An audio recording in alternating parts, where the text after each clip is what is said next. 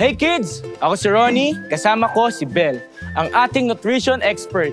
Nandito kami para tulungan kayo sa inyong health goals. Para sa ating ikatlong episode, let's grow our knowledge on Grow Foods. Ay Belle, tulungan na kita. Sige, Ronnie, salamat. Mabigat yan, ah. Alam ko, malakas naman ako eh. Because I eat Grow Foods. Kids, alam niyo ba na Grow Foods help you grow strong? Tama ka dyan. Grow foods are rich in protein or what we call the building blocks of growth. Sige nga, Ronnie, maaari mo bang sabihin sa amin kung ano-ano ang mga sources ng protein? Ang protein ay nakukuha mula sa animal sources. Kumakain ba kayo ng pork, beef, at chicken? Sila ay mayayaman sa protina. Mahilig rin ba kayo sa seafood tulad ng isda, hipon o tahong? Alam niyo bang mga grow foods din sila?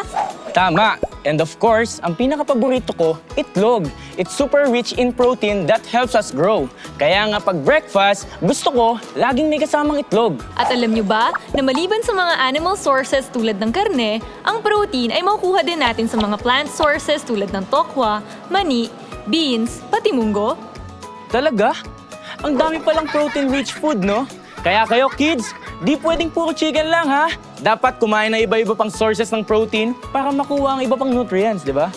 Our new health goal, get protein from different sources. Like meat, seafood, egg, at legumes para sa sapat na protina. Para malaman if you're eating enough grow foods, just follow Tapinggang Pinoy. For this week, remind nyo si nanay na pabaunan kayo ng grow foods bukas. O paano? Tulungan ko na si Belle. Next time ulit. Bye!